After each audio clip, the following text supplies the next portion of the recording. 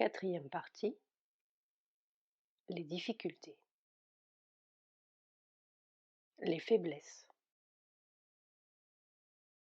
paresse, lassitude, fatigue et tamas.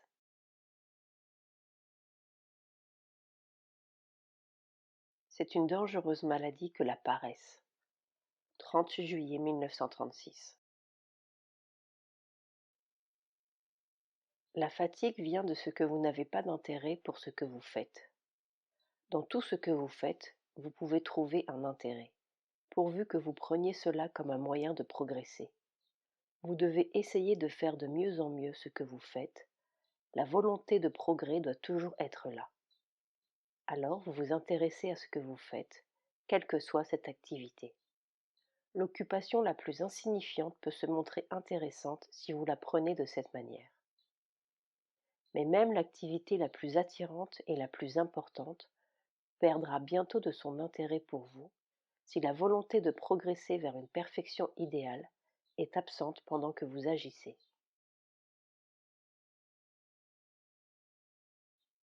Tous les 10 jours environ, j'ai une crise de fatigue et d'épuisement qui a tendance à se transformer en tamas et en découragement. N'y fais pas attention et continue ton programme comme à l'ordinaire. C'est la plus prompte façon de s'en débarrasser. Pendant que je travaille, ça va. La fatigue vient après. Pourquoi? Que faire? C'est parce que tu es réceptif à la force quand tu travailles, et c'est cela qui te soutient. Mais quand tu n'es plus sous la tension du travail, tu es moins réceptif. Tu dois apprendre à être réceptif en toutes circonstances et tout le temps, surtout quand tu te reposes. Ce ne doit pas être le repos de l'inertie, mais le vrai repos de la réceptivité. Les forces derrière le cyclone n'étaient pas hostiles, mais pleines d'un pouvoir transformateur. Tu as fait ce qu'il fallait, et je puis t'assurer que s'intérioriser et recevoir la force est plus salutaire que se jeter dans une action désordonnée. Certes, le tamas n'est pas bon, mais c'est seulement par la consécration à la conscience divine que le tamas peut être changé. Quels sont en moi les défauts qui font obstacle à mon progrès spirituel autant qu'à mon progrès matériel? Le tamas est l'indolence. Que dois-je faire pour me débarrasser de ces défauts de ma nature? Devenir de plus en plus conscient. 22 octobre 1964.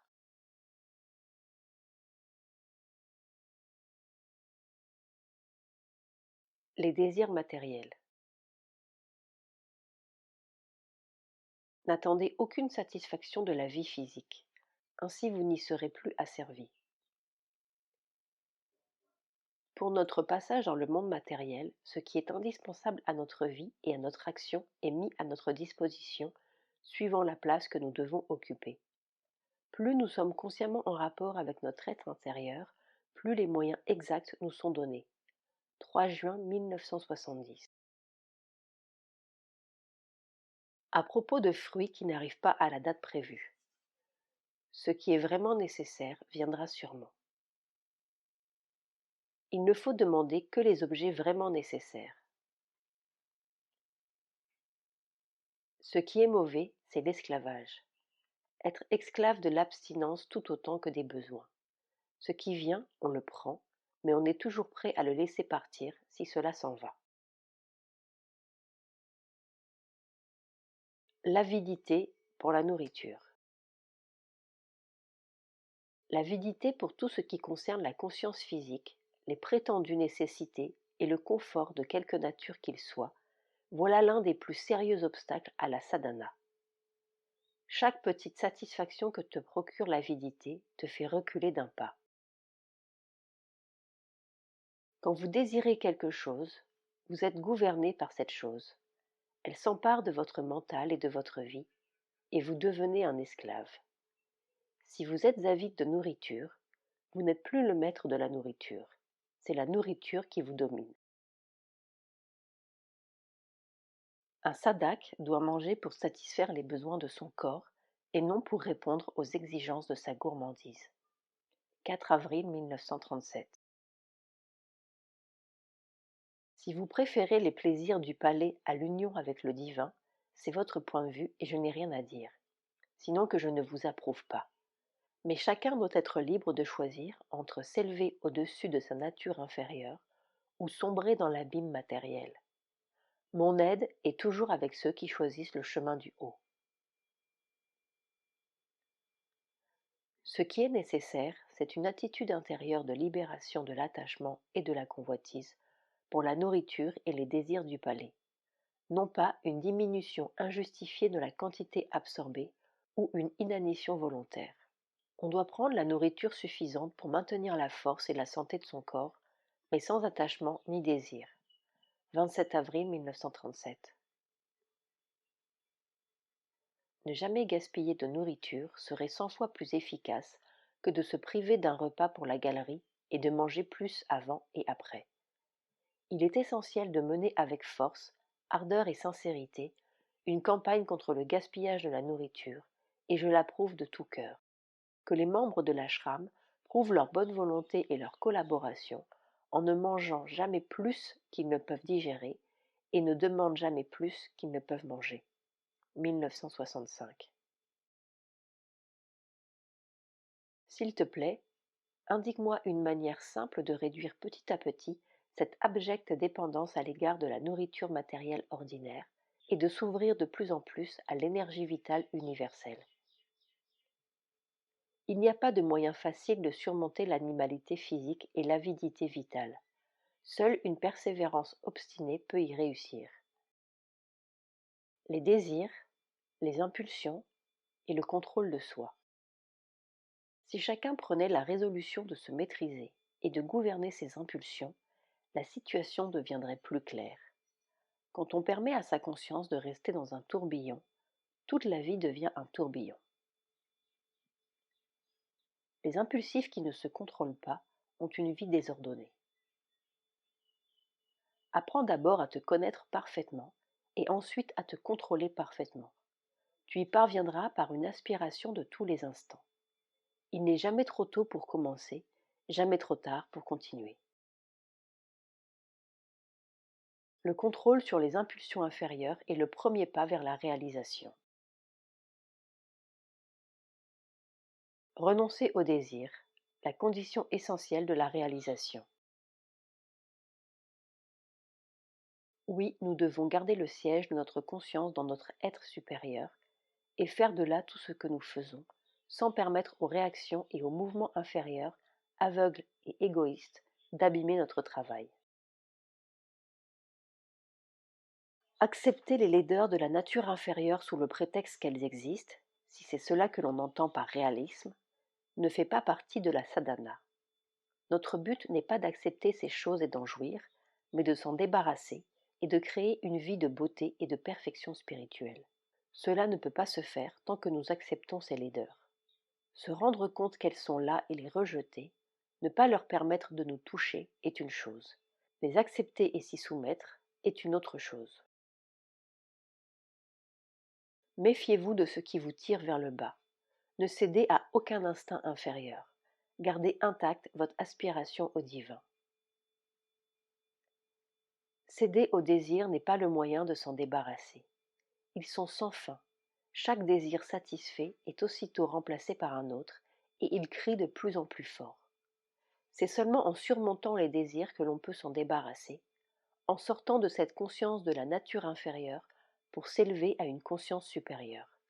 29 avril 1930.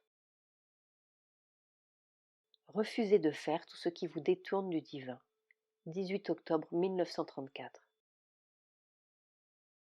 Si tu veux devenir conscient de ma présence en toi et être délivré des attaques hostiles, il faut renoncer à toute tentative de satisfaction de tes désirs.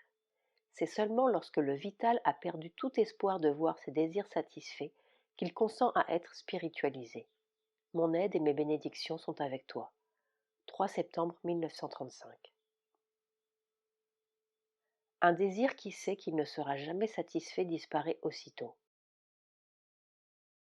Tous les mouvements inférieurs doivent être vaincus si quelque chose de divin doit un jour s'établir sur terre. 18 mars 1936. Il n'est pas de plus grande victoire que de se maîtriser soi-même. 3 mai 1954. Il est indispensable de percevoir les mouvements inférieurs dans son être, d'une façon détachée et scientifique, comme un témoin clairvoyant et perspicace. Mais il ne faut jamais permettre à ces mouvements de s'exprimer et de s'affirmer comme s'ils avaient le droit d'exister et de régir le reste de l'être. C'est-à-dire, il ne faut jamais agir sous l'impulsion de ces mouvements, ne jamais traduire physiquement leurs inspirations en paroles ou en actions, ne jamais laisser leur ordre s'exprimer en gestes intérieurs ou extérieurs. 18 septembre 1956.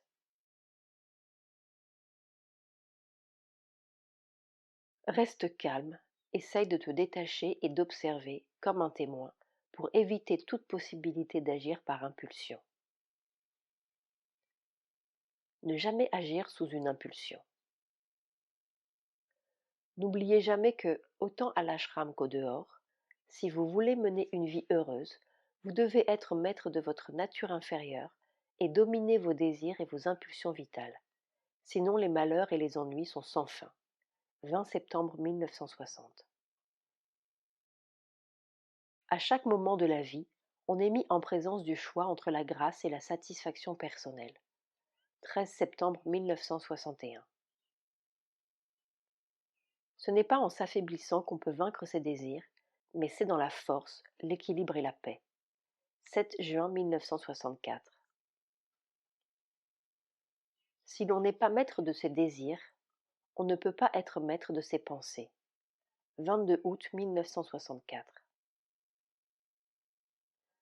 Parfois vous dites très bien, même à nos désirs et à nos ambitions.